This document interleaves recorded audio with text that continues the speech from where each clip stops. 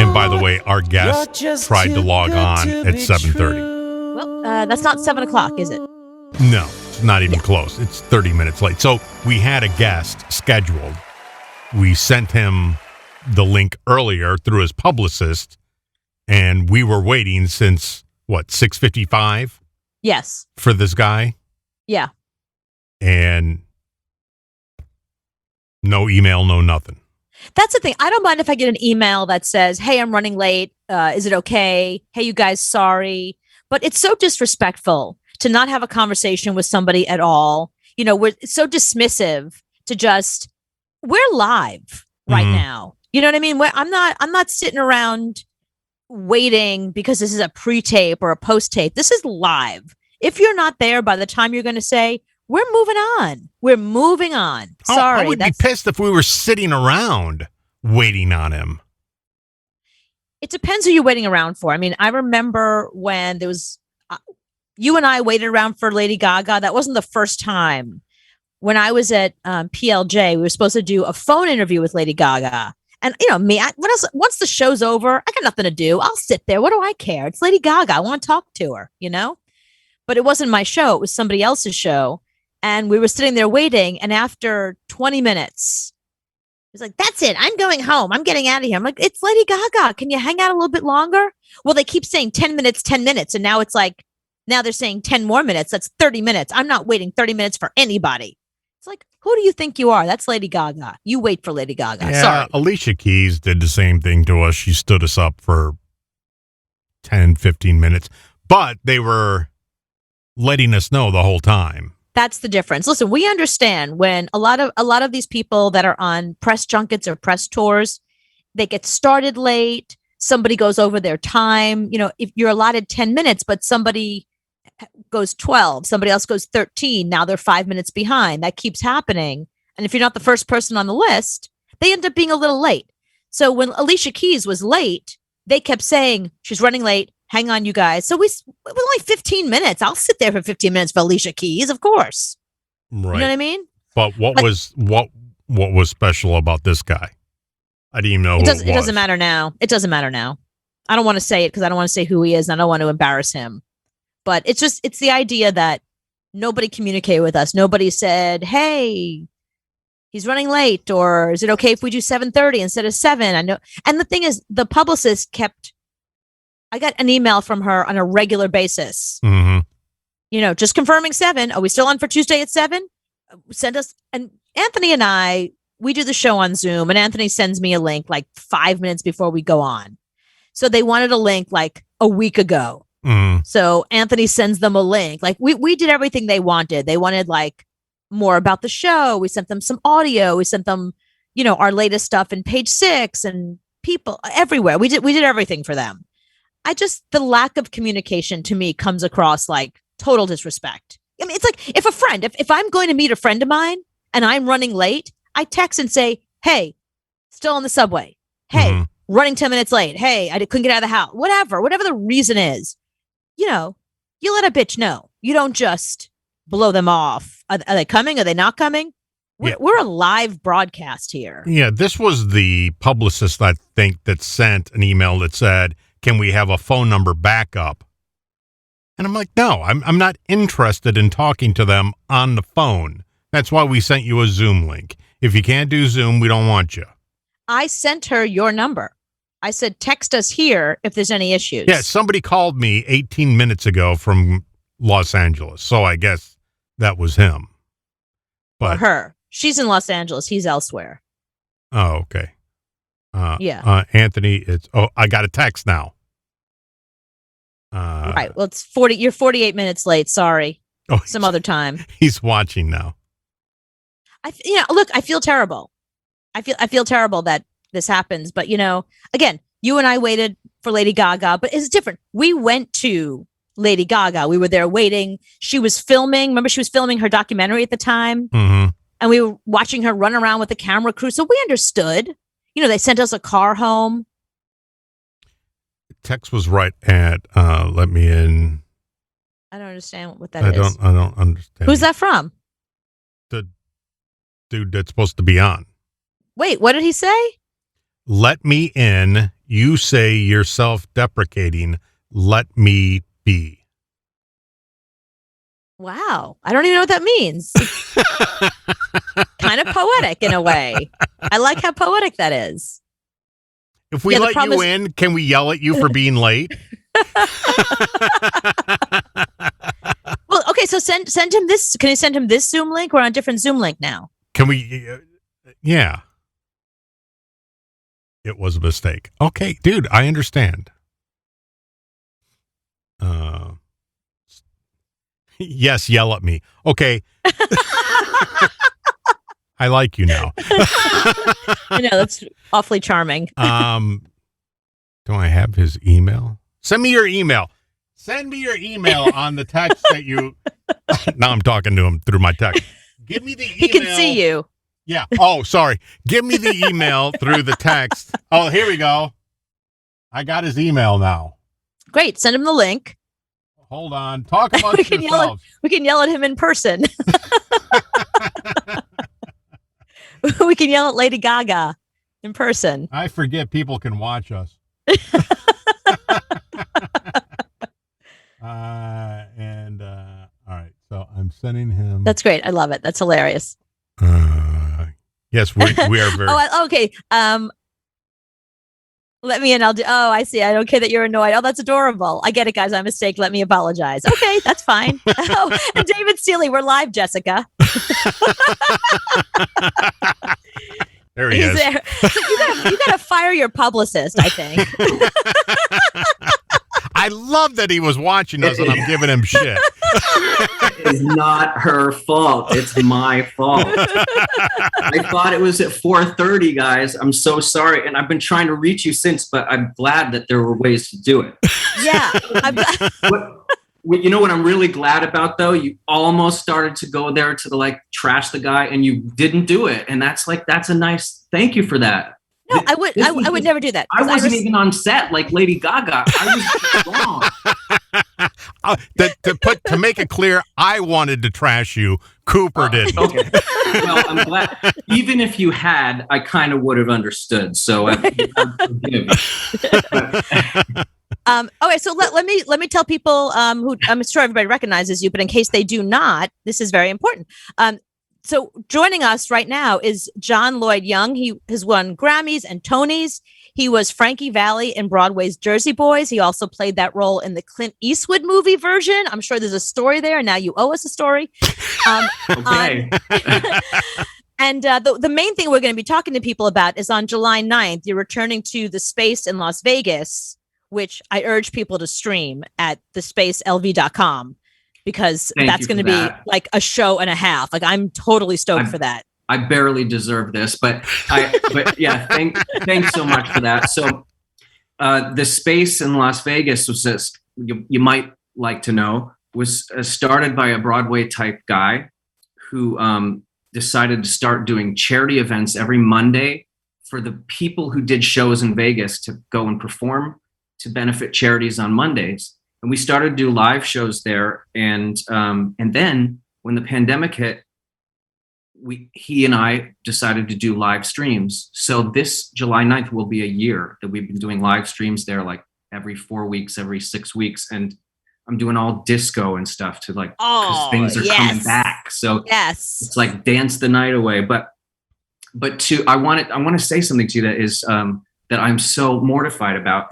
My first work in the entertainment business was covering a radio shift for a public radio station every Sunday morning. And I know that if you're not there on time, it's a disaster. So I really, but I'm glad though, because I watched I watched some of your stuff before we scheduled this, is I'm glad that you guys have that wonderful radio gift of the gab where you could just fill space with really interesting stuff if the dude doesn't show up. So I know it's a big deal that you let me in, so I appreciate this, and I thank you. Well, the good thing is I have your email now. I can send you an Amazon link to a really good clock that you can get.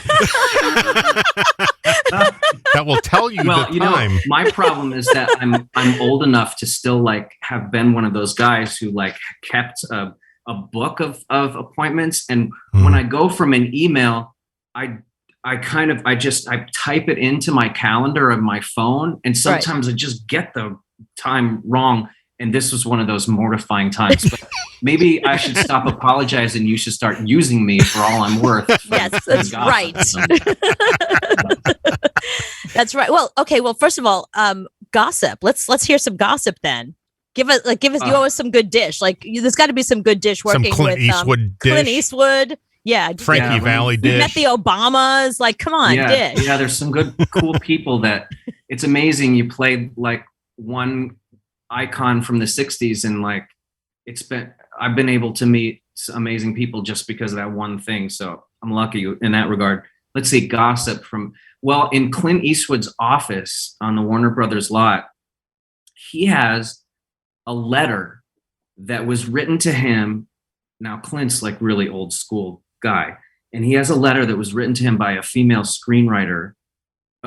He had done something that she was incensed about, and she read him the riot act, and it is like called him a sexist and a pig and everything, and he has it framed on his wall.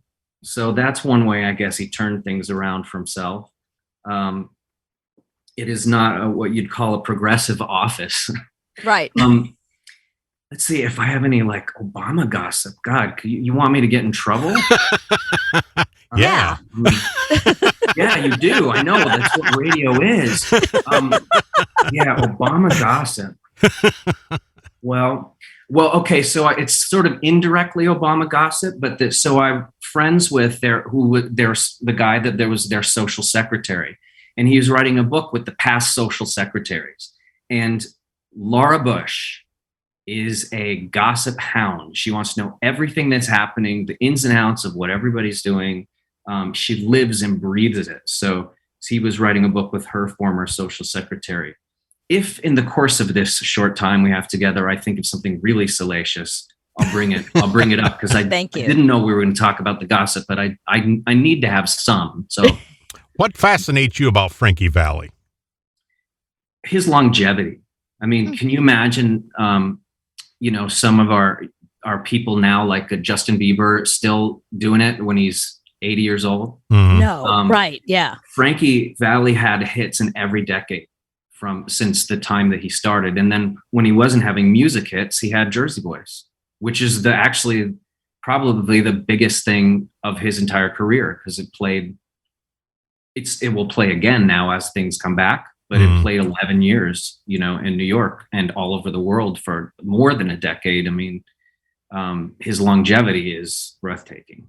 We should all be so lucky. Yeah, I always have been fascinated by his voice and how he could stand out from the crowd and still make those hits, and just an amazing guy. Yeah, it's a really unique voice, and it's, in that high falsetto, a lot of it is in the high falsetto, and yet he still retains oddly a masculinity that is, that growl that he has. There's another high falsetto song that I do in my concerts, which you might remember, Hey There, Lonely Girl. Eddie. Mm-hmm. And it was originally written as Hey There, Lonely Boy. In my concerts, I make the joke that it was written for a woman. They never changed the key. And then, you sing this whole story, and the song is about, this lonely girl is just, I'm here for you if you want to date me. And, I always say, like, he then gets the date with her, right? He goes home, and she's like, Mom, Dad, this is my new boyfriend. And he's like, hello.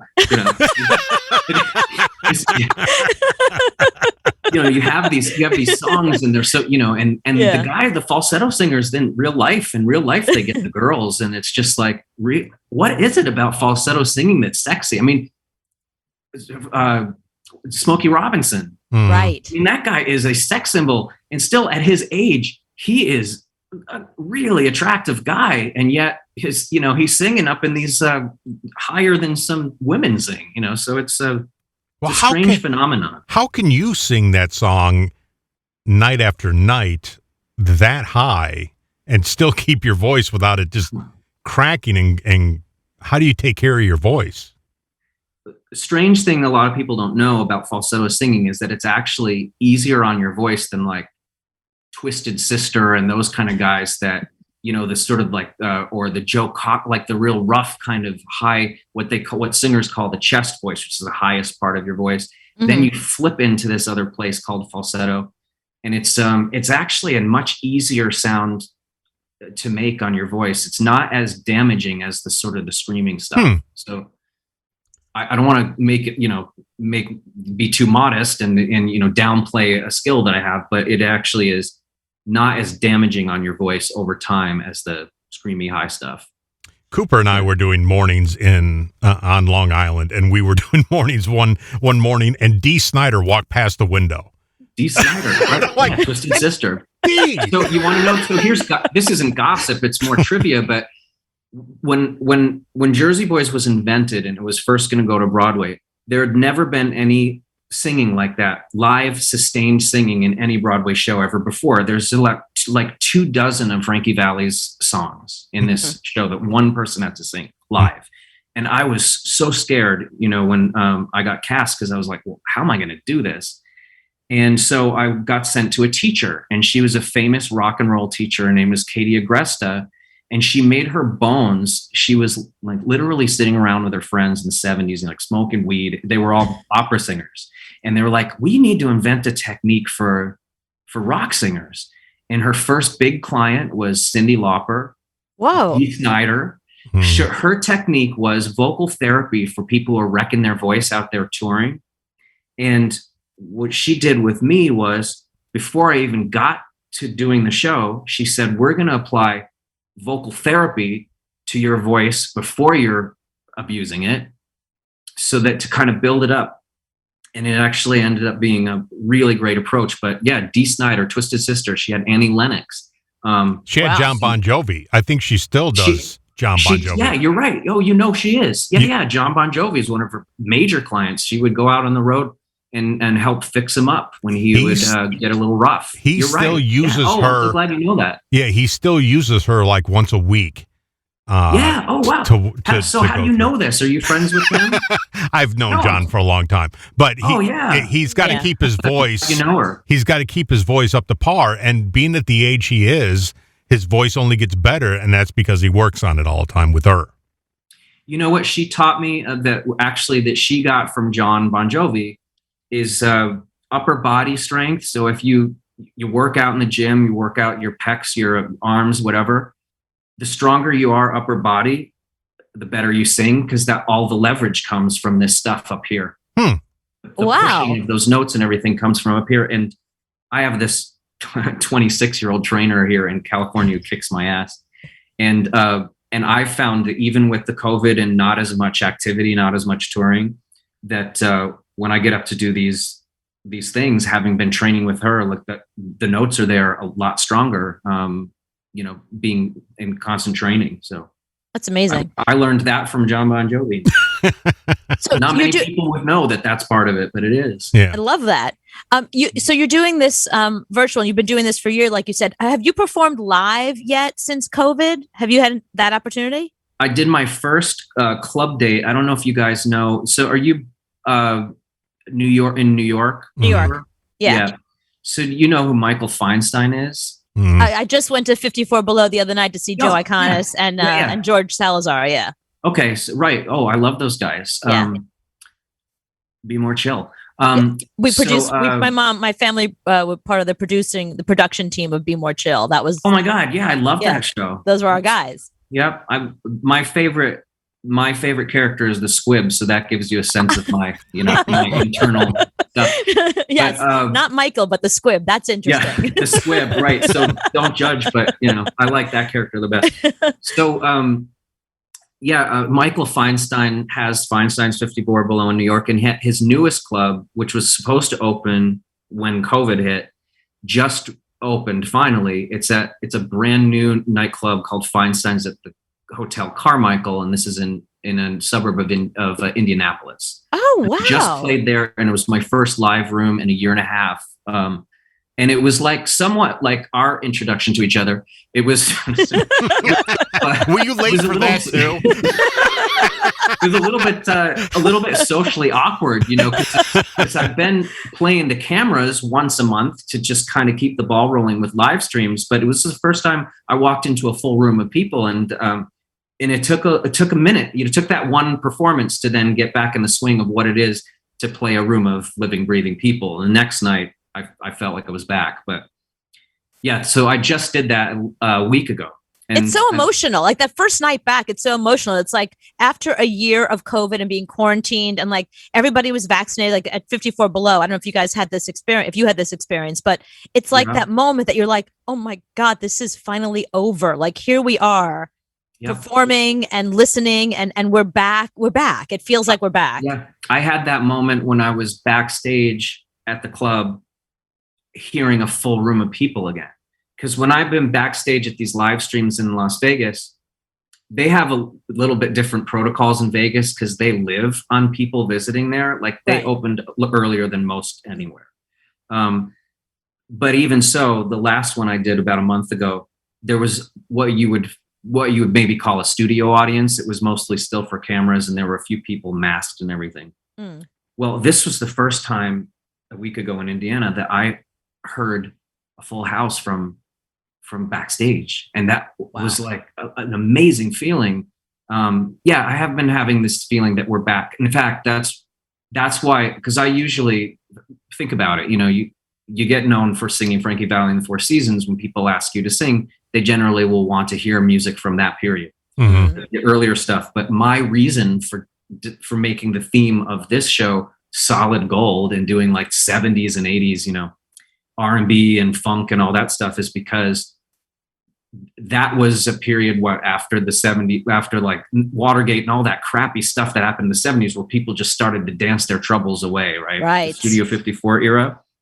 And so that's why I'm doing that kind of stylistic falsetto and Earth, Wind and Fire, that stuff, because we're back and I just want to relax and like have a disco ball and just sort of, you know, remember what it's like to just have that ease and basically just kind of have a celebration. So that must have been fun choosing those songs. I mean, there's so many great songs from the 70s, so many great disco songs. You're probably like, I don't even know which I choose. There's so many.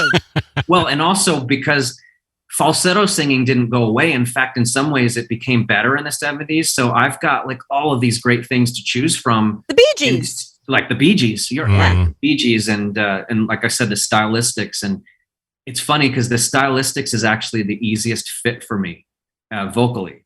So I'm really looking forward to doing some of that. And then Earth, Wind and Fire is a little bit of a stretch for me, but I'm still going to do it. Who the hell cares what we've just been through? I have no fear anymore. That's why I had, you know, that's why I didn't have any fear about trying to get you guys to let me on, because it's like, hey, it's totally my fault. I'm sorry. I flaked out, dude. You only live once, right? So. Hey, have you ever had any of those weird experiences that we hear from a lot of people on Broadway where like some audience member answered their phone or yelled out, or have you anything like that ever happened while you were performing? I had some dude that was there on a date, and he was like 3 sheets to the wind, you know, he'd been drinking in there, and there's, you know, and for those who remember Jersey Boys on Broadway, and even somewhat in the movie, the characters take turns talking to you and sort of narrating what's going on at that point in the life of the group. And so I'm doing narration and talking to the audience, but he was answering. So I'm like, it was like, yeah, there's, you know, whatever. And I was like, and at one point, and he wasn't that far away, because I'm assuming you saw the show. There's that spiral staircase, so you're like right near the front row, right? And I stopped at one point, and I just like stared at him, you know, in the middle of my monologue, and I just stared at him. And his girlfriend was like, "Oh, sorry, you know." But no, I didn't have like a moment like some of those Broadway divas do, like where you yell at the audience or whatever. I just kind of gave him the stink eye. Right. That's cool. But that stuff happens more and more now. When I did Jersey Boys initially, you might have had flip phones. The smartphones weren't out yet. And I went back 5 years in, and everybody had a smartphone at that time. Yeah. And so you'd have all those little lights in the audience that they weren't there when we first started. Right. Or the old people that are like, I don't know how to turn this off. Just put it away. Just What'd put he it away, say? Sylvia. What did he say? I can't Right. hear Oh, it. yeah. Well, yeah, don't get me started on that. Well, one thing that you might know, I mean, because Jersey Boys on Broadway was notorious for this, but you know, especially when in the beginning, when it was like the Hamilton of its time and people were paying like $800, crazy amounts to get seats. And then you're sitting next to some boomer who's singing along to every song. And it's like, shut the hell up. I just spent $1,000. I came here to hear them, you know, so Right. Yeah. we had some altercations in the audience around that. I liked to say at the time that we were the show in Broadway history that had the most Tonys of any show in Broadway history in the audience.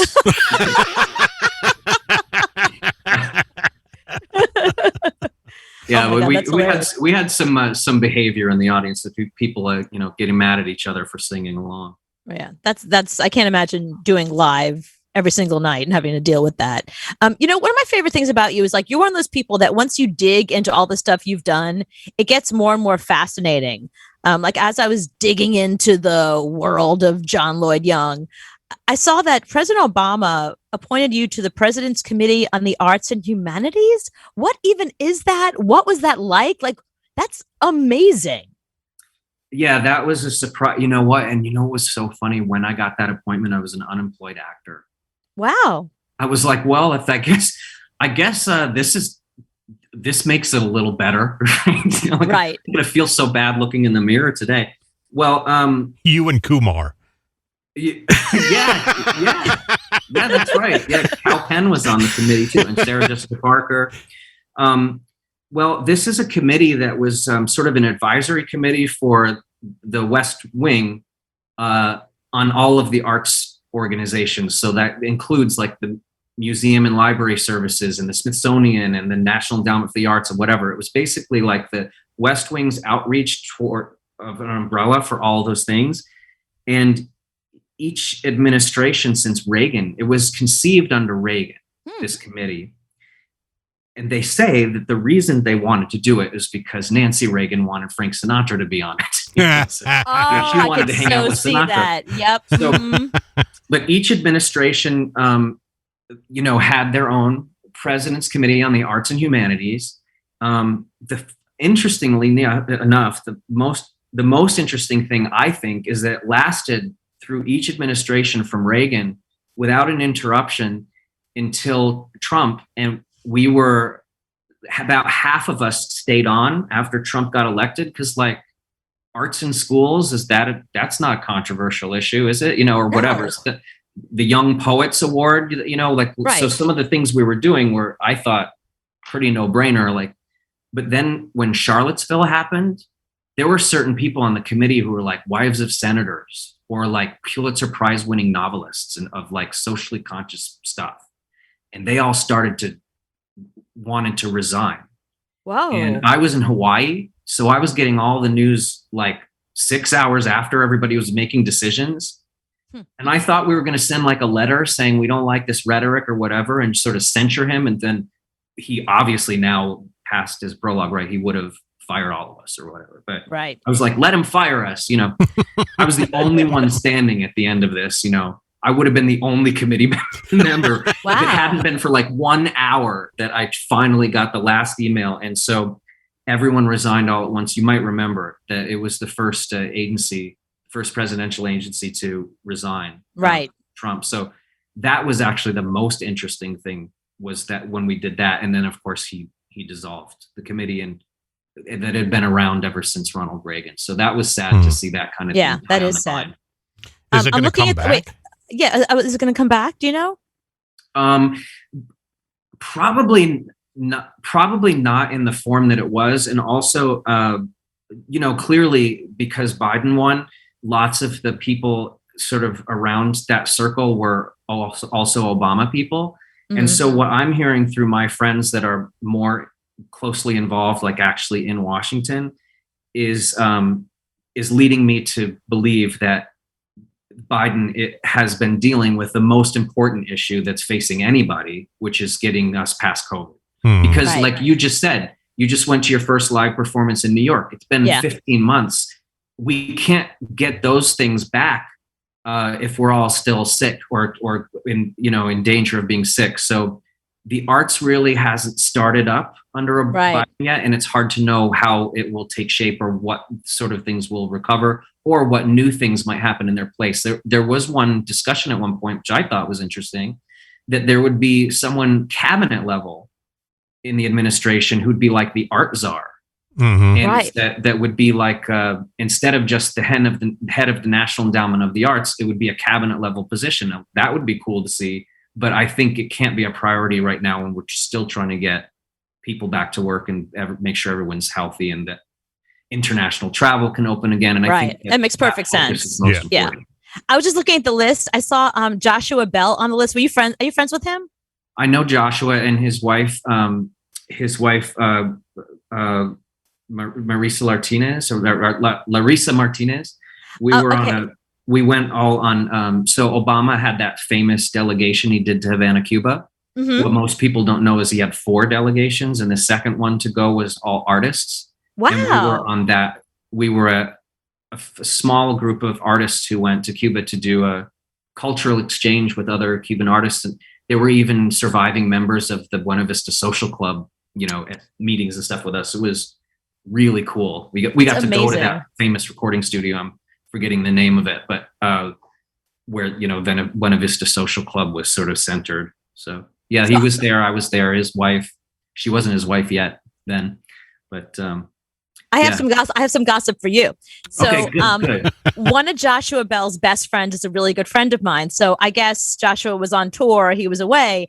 And my friend came in from LA and he said, "Oh, just go stay at my apartment." So my friend was like, "Why don't you come over? We'll play some video games, get some pizza, hang out, whatever." So I went to Joshua Bell's house. Have you ever been there? Yeah, it's pretty amazing, right? It's amazing. On the top floor of a walk up or something, right? Yes, the top floor, and like the ceilings are forever. He has that big, beautiful piano and that big outdoor area. But I don't know if you got a chance to see the shower by any chance. So I don't think so. Is this the shower story? Oh no. So no. So my friend was like, "You got to see this shower. It's incredible." So the shower is one of these, like, it's a big giant room, like the shower, and there's shower heads everywhere. There's a big giant one on top, and there's ones on the side, one for your bum, one on the other side, I guess, for like if you have a date, if you have like a girl or a guy with you, whatever, somebody else wants to take a shower. So I walked in, I was like, "This is amazing. I have to shower here. Go get me towels." Did you do it? Yes. You did it? She did it. Now, but was it just sort of like a small group of people there visiting? It was just my friend and me. And your friend and you. Okay. Because I was at a house party with like a bunch of people, and so that would have been very strange. It was just the two of us, and this was a friend of mine that we don't have a sexual relationship, so it was definitely weird on that level too. I was like, "Get me towels. I'm taking a shower." But I mean, Cooper, like, come on. Don't you think now after COVID that those sort of things that we should just go for it every time those things come up now? Just take your clothes off and get in the shower. Right. You only live it's YOLO. You only live once. Like, I think some of us are going to start to do some crazy things, and why not? You only live once. Yeah, that was my YOLO moment at your friend Joshua's shower. So next time you see him, I'm gonna have to ask to see this shower. It was amazing. It was legendary. It was an experience. Yeah, I mean, I've stayed in hotels. It was nothing like this. Can I tell you something? It's not gossip, but something that Clint Eastwood told me that I'm about to have my birthday the week before my concert on July 9th. I'm a July 4th guy, and cool. I'm squarely in my mid 40s now, late 40s. I'm getting there. Anyway, Clint told me something, and I think it's so great for people of a certain age like us who remember disco. He said, because he's a spry young man in a 93-year-old body or whatever, right. He still gets in trouble with the women, he is not slowed down.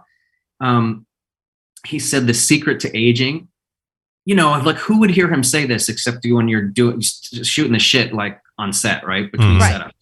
He said the secret to aging is never let the old man in. And I'm taking that one to I hope I make it to 93. Oh, That's brilliant. I'm putting that in needlepoint. That was awesome. Okay, I'll tell you another story about needlepoint. No, seriously. I was doing this thing. I was doing this thing in DC. It was a birthday party for one of the board members at the Kennedy Center. I sang a song in this thing, and she's got a reputation for being like a real ball buster. But she's a major patron of the arts. Off camera, sometime and when I run into you, because I definitely will in New York, I'm sure.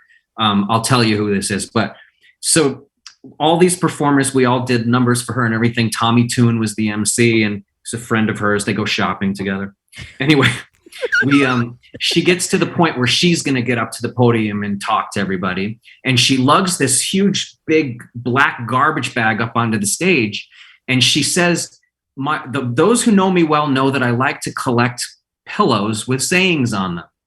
And I remember she takes out a bunch of pillows and she's reading the sayings. And my favorite saying, and this is like years before Hillary Clinton was running for president and all this stuff. Now, before we had 5 women presidents, whatever. Right. So, I thought this was pretty great. She takes out of her one pillow out and she reads it. It says, "Why be difficult when you can be absolutely impossible?" And oh my God, that's Cooper's new tattoo. Yeah, is it? All right. So there you go. Yeah, so you have to show me the tattoo if it's in someplace appropriate.